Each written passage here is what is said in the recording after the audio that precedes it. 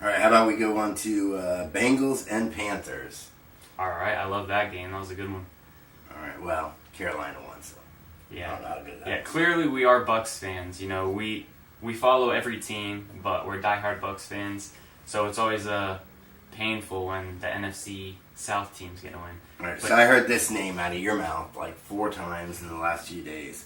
Tyler Boyd. Tyler Boyd, yes, he is. He shouldn't be on your waivers right now.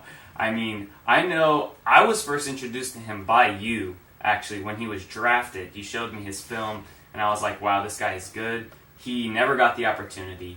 Last year, he didn't get the opportunity. LaFella's gone. John Ross is overhyped. Boyd is the number 2. He's got the body for it. He has a lot of potential. If he continues going where he's going right now, targets-wise, I think he could also finish as a wide receiver 2 or at least a good flex option every week for you. I love Tyler Boyd. Right now, he's outscored DeAndre Hopkins, Golden Tate, Odell Beckham, and he is 17% owned in all Yahoo.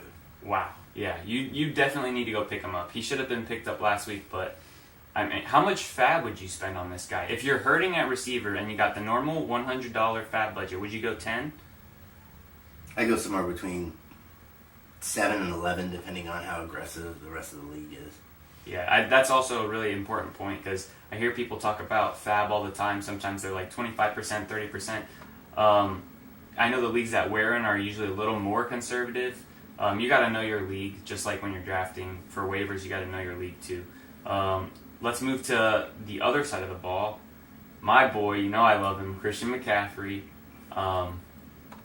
So yeah, he didn't have very many receptions or receiving yards. Yeah, So- I looked at the receiving category and I was like, I mean, he's my guy in our full PPR league. You know, he's got 2 receptions. I was like, oh man, he probably had a terrible game. Then I look in the other column. Are you happy? The 28 carries with 184 yards? I mean, 28 carries, that's like 3 games worth from him last year.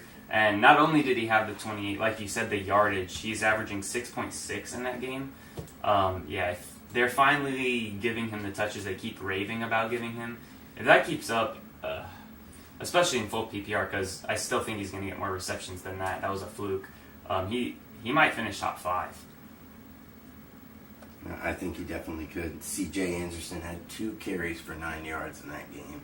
So I don't even know why they brought him over to that team when they know what McCaffrey can do. Yeah. But I will say, God forbid, they have an injury, you have a decent backup that can come in that's and definitely get some true. volume. And one of those 2 carries was a vulture touchdown from McCaffrey. But I want people to understand McCaffrey's averaging more than 20 points per game in full PPR formats, and he hasn't scored a touchdown yet. So we're pretty much around his floor right now, as long as he stays healthy.